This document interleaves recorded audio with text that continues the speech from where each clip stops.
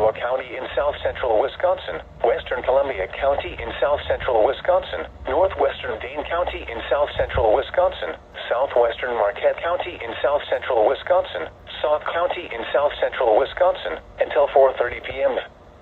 At 3:37 p.m., severe thunderstorms were located along a line extending from 9 miles north of Spring Green to near Maison-Maine, moving north at 45 miles an hour. An additional severe storm is located in northern Iowa County. Hazard, 60 miles an hour wind gusts and quarter-size hail. Source, public. Quarter-size hail was reported in Spring Green. Impact, hail damage to vehicles is expected.